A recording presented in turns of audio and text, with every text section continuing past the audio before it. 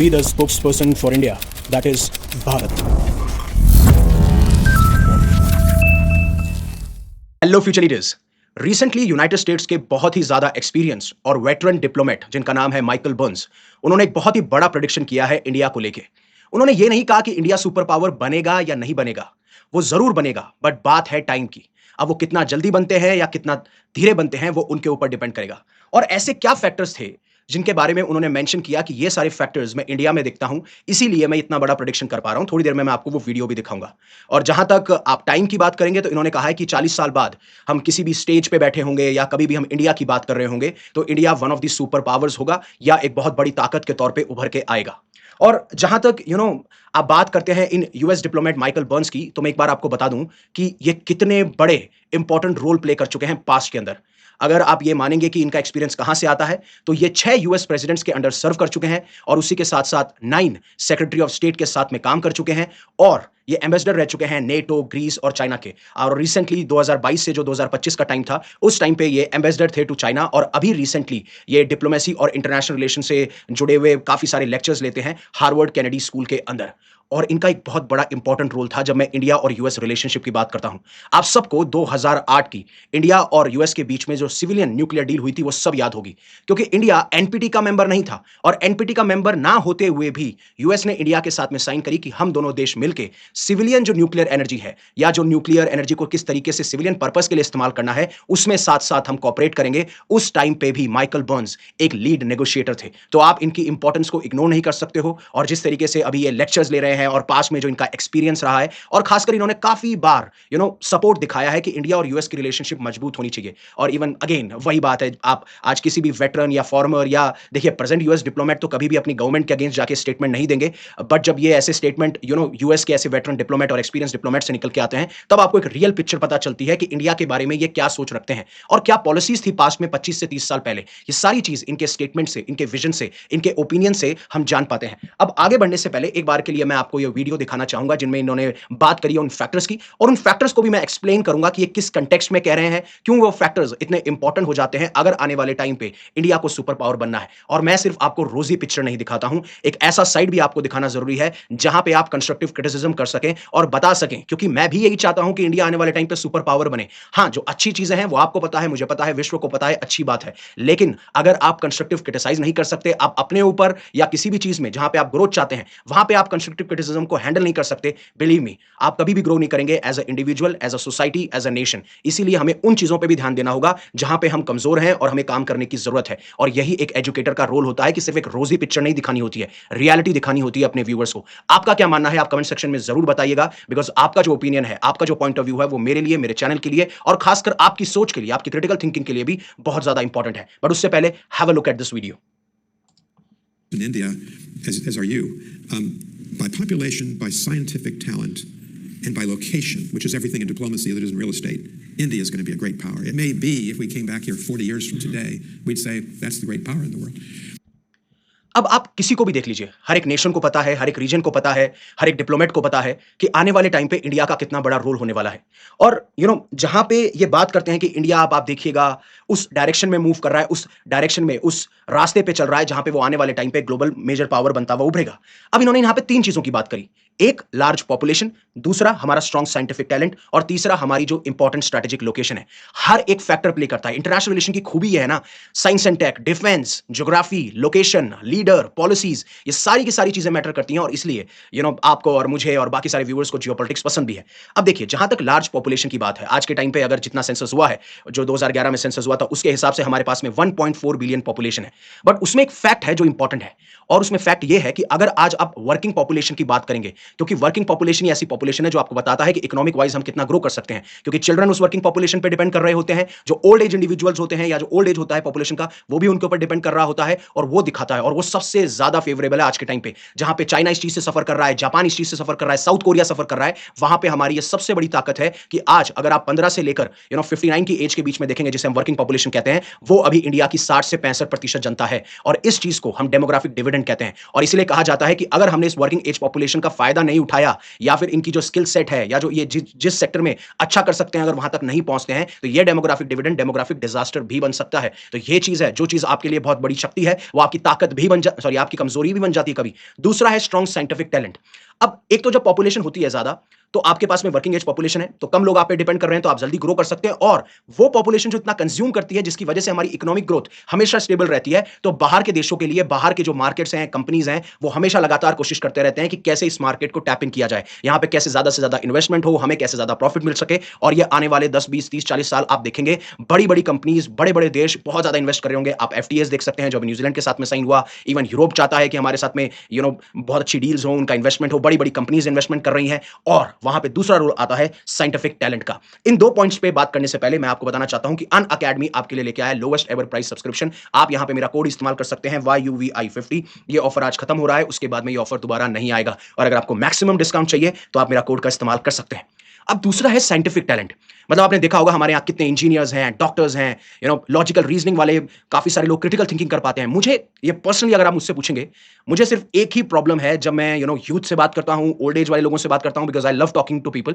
मैंने वहां पे ये देखा है कि जो क्यूरियोसिटी है ना, जो क्रिटिकल थिंकिंग है, वो हम डेवलप नहीं कर पा रहे। किसी ने कोई स्टेटमेंट दे दिया, हमने प्राइमा फेसी उसको मान लिया। आप जाके चेक कीजिए कि वो स्टेटमेंट सही है तो क्यों सही है, गलत है तो क्यों गलत है। अगर आपको लगता है कि नहीं मैंने भी कोई स्टेटमेंट गलत दे दिया, प्लीज गो अहेड, आप कमेंट सेक्शन में आराम से मेंशन कर सकते हैं। I will be more than happy, because वो कंस्ट्रक्टिव क्रिटिसिज्म मेरी पर्सनैलिटी को इवॉल्व करने के लिए हेल्प करता है। सेम थिंग मुझे लगता है हमारे यहाँ पे इंजीनियर्स हैं, हमारे यहाँ पे डॉक्टर्स हैं, हमारे यहाँ पे अच्छे ब्यूरोक्रेट्स हैं, हमारे यहाँ पे अच्छे लोग हैं, बट काफी बार वो ऐसी एक लाइन में फंस जाते हैं जहां पे वो अपना दिमाग अप्लाई करना बंद कर देते हैं। क्यूरियोसिटी है नहीं, चीजों को जानना नहीं है, चीजों को जान लिया तो उनको इंप्लीमेंट नहीं करना। और जो एक ह्यूमन साइकोलॉजी के बड़ी बड़ी चीजें होती हैं, procrastination, laziness and what not, ये सारी चीजें जब आप रिमूव करेंगे, then you will be able to see कि हर एक ह्यूमन अच्छे से इवॉल्व होगा, उसका पोटेंशियल यूटिलाइज होगा, वो डेमोग्राफिक डिविडेंड में भी रिफ्लेक्ट होगा, वो साइंटिफिक डेवलपमेंट में डिफिकल्ट होगा। और जो आज हमारे पास में ताकत है, खासकर ताकत है स्ट्रेटेजिक लोकेशन की। आप देखिए इंडियन ओशियन में हम लाई करते हैं, वहां पे हमारा स्फीयर ऑफ इन्फ्लुएंस बताया जाता है। हालांकि ठीक है, उसके बारे में भी कंस्ट्रक्टिव क्रिटिसिज्म मैंने किया है। जब आपकी ईरान की जो शिप आई हुई थी हमारे इंटरनेशनल मिलान एक्सरसाइज के दौरान, उस टाइम पे यूएस की सबमरीन जो है टॉर्पेडो लॉन्च कर देती है, डिस्ट्रॉय कर देती है। उस टाइम पे मैंने सवाल भी उठाए थे इसी चैनल के ऊपर एक शॉर्ट के द्वारा। बट बात यहां पे है कि अगर आपका स्फीयर ऑफ इन्फ्लुएंस है तो आपको इन सारी स्फीयर पे काम करना पड़ेगा। एक तरफ आपका स्ट्रेट ऑफ मलक्का, एक तरफ आपका स्ट्रेट ऑफ हॉर्मुज है। आप यूरोप, एशिया या मिडिल ईस्ट के बीच में लाए करते हैं, आप बैलेंस बना के रखते हैं। और ये सारी चीजें दर्शाती हैं कि हमारे पास में वो हर एक चीज है। लेकिन जो छोटी छोटी बारीकियां हैं ना, अगर आपको उन्होंने मिस कर दिया, आप जैसे एग्जाम की तैयारी कर रहे हो, आप लाइफ में इवॉल्व होना चाहते हैं, अगर आप बारीकियों पर ध्यान नहीं देंगे, अल्टीमेटली आप अपने पोटेंशियल को यूटिलाइज कर पाएंगे, चाहे वो ह्यूमन हो, सोसाइटी हो, या फिर आप कोई भी कल्चर, आप किसी भी चीज पे बात कर लीजिए। और इनका रिश्ता चाइना के साथ में थोड़ा सा इंटरेस्टिंग है। अभी 2022 से 2025 में माइकल बर्न्स की मैं बात कर रहा हूं, ये यूएस एम्बेसडर रह चुके हैं टू चाइना। और जब एम्बेसडर होते हैं तो आप हमेशा यही चाहेंगे कि यूएस और चाइना के रिश्ते अच्छे रहें, मजबूत रहें, और ऐसे रिश्ते ना हो जहां पे दोनों आपस में कंफ्लिक्ट करें। और कभी भी बड़े देश जो होते हैं ना, वो आपस में कंफ्लिक्ट करना नहीं चाहते, बिकॉज उन्हें पता है कि इसका डैमेज दोनों नेशन को फेस करना होगा। और इसीलिए इन्होंने काफी सारे कमेंट्स किए, क्रिटिसाइज किए चाइना के रोल को लेकर, खासकर जो ईरान में हो रहा है अभी, US Israel versus Iran war देखने को मिल रही है, फिर वेनेजुला में जो आपके उनके प्रेसिडेंट को कैप्चर किया गया, और उसके बाद में किस तरीके से जहां पे वो रजीम चल रही है वो कहा जाता है और क्या क्या जाता है, यूएस उसको कंट्रोल कर रहा है। उस पर जब इन्होंने कमेंट दिए, और उसके बाद में चाइनीज फॉरेन मिनिस्ट्री ये कहती है कि ये इनका इंटेंशन है कि ये चाइना और बाकी कंट्रीज के बीच में नफरत पैदा करना चाहते हैं या डिफरेंसेस लाना चाहते हैं, जिससे कि हम एक रिलायबल पावर ना बने, हम पे लोग डिपेंड ना करें, इस तरीके की बात की गई। लेकिन उन्होंने ऐसा कहा क्या था? इन्होंने साफ साफ एक्चुअली ये कह दिया कि चाइना जो है ना एक फिकल फ्रेंड है। अब देखिए, पहली बात तो इंटरनेशनल रिलेशन और डिप्लोमेसी के आप अगर लेक्चर दे रहे हैं और आप ये कह रहे हैं कि वो फ्रेंड है, तो अगेन मैं काफी बार इस चीज को डाउट करता हूं कि कोई फ्रेंड नहीं है, सबके सब अपने नेशनल इंटरेस्ट है। और ये जो भी जियोपॉलिटिक्स जानता है, बच्चा भी जानता है, तो उसको भी ये चीज पता है। इसमें मैं ये नहीं कहूंगा कि नहीं मैं आपको हमेशा से कहता हूं, आया हूं फलाना ढिमकाना, this is not my type. आप बहुत ज्यादा रिलेटेबल लगने के लिए ऐसी चीजें नहीं कह सकते हैं, आपको straightforward to the point बात करनी होगी। अब बात यह है कि चाइना को कहते हैं कि ये फिकल फ्रेंड है, यानी कि जब आप ईरान और वेनेजुला का केस लेंगे तो चाइना को जब लगता है जब सपोर्ट करना है तब वो सपोर्ट करेंगे, लग एक्चुअली में जब कंफ्लिक्ट होगा तो ना तो कोई वो स्टैंड लेंगे, ना उस वॉर में पार्टिसिपेट करेंगे। और क्यों ले चाइना के जो इंटरेस्ट हैं, या चाइना अगर इस टाइम पे जब यूएस इतना अनप्रेडिक्टेबल है, तो चाइना तो यही कोशिश करेगा ना पूरे वर्ल्ड को दर्शाने के लिए कि हम रिलायबल हैं, हम स्टेबल हैं, हम इंडिपेंडेंट हैं, और हम स्टेबिलिटी की तरफ ले जाना चाहते हैं वर्ल्ड को। और हर एक देश, हर एक नेशन यही चाहता है कि अनप्रेडिक्टेबिलिटी कम हो, स्टेबिलिटी ज्यादा हो, जिससे कि हर एक कंट्री ग्रो कर सके, पूरा वर्ल्ड ग्रो कर सके। लेकिन वो चीज यूएस के साथ में नहीं देखने को मिलती। यूएस के प्रेसिडेंट अनप्रेडिक्टेबल है तो उनकी पॉलिसीज अनप्रेडिक्टेबल है, उनके जो एडमिनिस्ट्रेशन में लोग हैं वो अगेन बुली के तौर पे एक्शंस लेते हैं, स्टेटमेंट देते हैं, और ऐसा लगता है कि वॉर क्रिमिनल्स बात कर रहे हैं। और इवन यूएस के काफी सारे टॉप जनरल्स और एडमिरल्स, फॉर्मर जनरल्स और एडमिरल्स ने पीट हेगेसेथ के बारे में कहा है कि ये जो मानसिकता है, ये जो सोच है, ये एक वॉर क्रिमिनल की हो सकती है, जिस तरीके से ये एक्शंस ले रहे हैं। बट बात यह है कि उस टाइम पे यूएस ये कहता है कि हम देखिए, हम तो मिलिट्री रिलेशनशिप बनाते हैं, कोई कंफ्लिक्ट हो जाए तो हम उसके अंदर पार्टिसिपेट करते हैं। ये आपकी पॉलिसी है, आपकी पॉलिसी अलग है, इंडिया की पॉलिसी अलग है, चाइना की पॉलिसी अलग है। आप क्वेश्चन नहीं कर सकते, बट अगेन ऐसे स्टेटमेंट इसलिए दिए जाते हैं जिससे अगर कोई चाइना को रिलायबल मान रहा है, चाइना को फ्रेंड मान रहा है, चाइना को अपना अच्छा पार्टनर मानना है, वो ना माने। और हर एक कंट्री इसी तरीके के स्टेटमेंट देती है, बट फ्रेंड की कोई जगह बिल्कुल भी नहीं है। और इसी के बाद में चाइना ने यूएस के जो एनवॉय के ये रिमार्क थे, उन्होंने कहा कि ये बायस्ड हैं, इनकी इल इंटेंशन है, ये डिफरेंसेस लाना चाहते हैं, और उस कंटेक्स्ट में ये सारी चीजें कही गई हैं। और वहीं पे जब इन्होंने क्रिटिसाइज ही कर दिया, तो फिर चाइनीज एक्सपर्ट्स भी आ गए कि चाइना में जब हम फ्रेंडशिप की बात करते हैं तो हम दोनों देशों को बराबर रखते हैं, जो यूएस नहीं रखता है, टू बी वेरी ऑनेस्ट। और इंडिया के साथ में भी आपने देखा है, बाकी नेशन जैसे कनाडा हो, फ्रांस हो, यूरोप हो, आपने टैरिफ्स लगा दिए, फिर आप सैंक्शंस लगा देते हो, फिर आपकी पॉलिसीज अनप्रेडिक्टेबल है।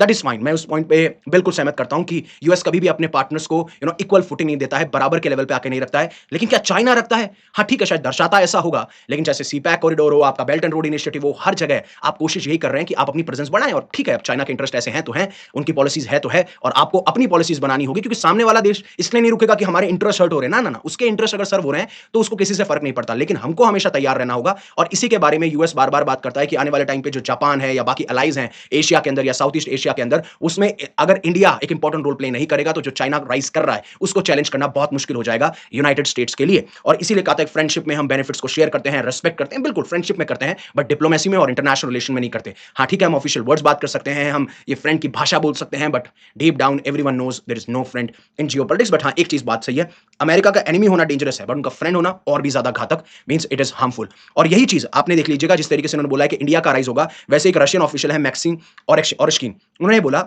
इंडिया, चाइना, अमेरिका, रशिया, ये चार ऐसी कंट्रीज हैं जो मैं कहूंगा कि सॉवरन है। और सॉवरन के साथ में एक चीज और मेंशन करना चाहूंगा, देखिए सॉवरेनिटी इंपॉर्टेंट होती है। सॉवरेनिटी का मतलब जब भी आप कोई इंटरनल मतलब आंतरिक डिसीजन ले रहे हैं या बाहरी डिसीजन ले रहे हैं, इंटरनेशनल डिसीजन ले रहे हैं, तो आप किसी से इन्फ्लुएंस नहीं है। और उसी कंसेप्ट से निकल के आता है आपका स्ट्रेटेजिक ऑटोनॉमी वाला कंसेप्ट। हम डिसीजन लेंगे हमारे हिसाब से, हमारे इंटरेस्ट के हिसाब से, और वो स्ट्रेटेजिक होंगे, जो हमारे ही इंटरेस्ट को सर्व कर रहे होंगे। ये दोनों चीजें, क्योंकि अगर सॉवरेनिटी नहीं होगी तो फिर उसके बाद में स्ट्रेटेजिक ऑटोनॉमी भी उतनी नहीं आती है, जो आप पाकिस्तान के केस में, वेनेजुला के केस में, यूरोपियन नेशन के केस में, इन सारे केसेस में आप देख सकते हैं। और जहां तक मैं बात कर रहा था, आप अगर इंडिया और चाइना, क्योंकि देखिए पाकिस्तान से आप कंपेयर कर रहे हैं, बांग्लादेश से कंपेयर कर रहे हैं, यू आल्सो नो दैट कि भाई इंडिया फार बिगर है इन कंट्रीज से। बट अगर चाइना से कंपेयर करना है तो आप एजुकेशन में आइए, इंडिया स्पेंड करता है around 130 to 150 US billion dollars, वहीं पे चाइना स्पेंड करता है 950। तो ये पैसा भी इन्वेस्ट होना बहुत जरूरी है। सेम आप रिसर्च डेवलपमेंट में जाइए, 25 टू 30 बिलियन डॉलर्स हम इन्वेस्ट कर रहे हैं, और ये इन्वेस्ट कर रहे हैं 500 से 550। अगर आपको इनोवेशन लाना है, स्टार्टअप लेके आना है, साइंटिफिक टैलेंट को आपको नर्चर करना है, आपको उनकी एनर्जी को डायरेक्शन देनी है, तो इतना सब कुछ लगेगा। बट क्या हम वो कर पा रहे हैं? नहीं। तो जो हमारी ताकत है, पॉपुलेशन, साइंटिफिक टैलेंट, लोकेशन, ये सारी की धरी रह जाती हैं अगर हम उन्हें यूटिलाइज नहीं करेंगे। हम कर रहे हैं, बट हमें अर्जेंसी दिखानी होगी, हमें एग्रेसिवली इन सारी चीजों पर काम करना होगा। जो चीज शायद 10 साल में होने वाली है, वो कोशिश कीजिए आप 3 साल में हो, 4 साल में, आप वेट मत कीजिए। और जो भी रुकावटें हैं, जो भी हर्डल्स हैं, उनको हटाने की जरूरत बहुत है। सेम डिफेंस में आप अगर देखिए, हालांकि डिफेंस की स्पेंडिंग बढ़ रही है, उसके बारे में पहले भी बात कर चुका हूं, और ये सारी चीजें हमें देखने को मिलती हैं। इन सारे पॉइंट्स पे अगर आप चाइना से कंपेयर करेंगे तो आप एक भी सेक्टर में चाइना से ऊपर नहीं है। ठीक है, उनकी इकोनॉमी ग्रो करी, तो आप मुझे बताइए 1978 तक जब इंडिया और चाइना लगभग सिमिलर फुटिंग पे थे, तो ऐसा उन्होंने क्या किया? हम क्यों लेट हो गए लिबरलाइजेशन में? उन्होंने लिबरलाइजेशन पहले क्यों किया? आपने क्यों नहीं समझा? ठीक है, लेट हो गए, तो अब हम क्या कर सकते हैं? बहुत सारी ऐसी चीजें होती हैं जो हमें देखनी होती हैं। और आज जहां इंडिया खड़ा है ना, वो past prime ministers, past presidents, past bureaucrats, diplomats, past steps पे भी है। ऐसा नहीं है कि मैं 30 साल का हुआ और मैं 30 साल से ही बहुत इंटेलिजेंट हो गया, ना ना। मैं बचपन से लेकर आज तक जो मैंने काम किए हैं, कर्म किए हैं, और जो मैंने एक्शंस लिए हैं, उसकी वजह से आज मैं आपको 30 साल का ऐसा दिख रहा हूं, या 32 साल का दिख रहा हूं, या 35 साल का दिख रहा हूं, या 28 साल का दिख रहा हूं, जो भी है। तो आपको यह समझना होगा कि एक नींव जब रखी गई, नींव से लेकर आज तक, हाँ ठीक है, अच्छी चीजें हुई होंगी, बुरी चीजें हुई होंगी, सारी चीजें मैटर करती हैं। और जहां तक इनसे पूछा गया कि आपको ईरान वॉर को लेकर क्या है, क्योंकि जिस तरीके से डोनाल्ड ट्रंप ये बोल रहे हैं कि I am no mister nice guy, और अपनी इमेज डालते हैं एक बंदूक के साथ में, इसका मतलब वो प्रिपेयर कर रहे हैं अपने आप को एक लॉन्ग वॉर के लिए, या वॉर चाहते हैं वो। हालांकि अभी चांसेस कम है, लेकिन हाँ, थोड़ी बहुत सिमिलर स्ट्राइक्स या शॉर्ट स्ट्राइक्स आपको देखने को मिल सकते हैं। उन्होंने कहा कि मैं डिप्लोमेसी को ज्यादा चांस दूंगा अभी भी, instead of ground invasion and something like that. ये सारे ओपिनियंस थे, ये सारी चीजें थी जो मैं आपको बताना चाहता था। आपको कैसा लगा प्लीज आप कमेंट सेक्शन में जरूर बताइएगा। आपको अच्छा लगता है मेरी रिसर्च तो प्लीज आप सब्सक्राइब जरूर कीजिएगा चैनल को। Thank you very much for giving me your precious asset, that is your time. Stay safe, stay happy, take care. जय हिंद, जय Bharat, and always remember one thing, live in such a way that universe will be proud of you.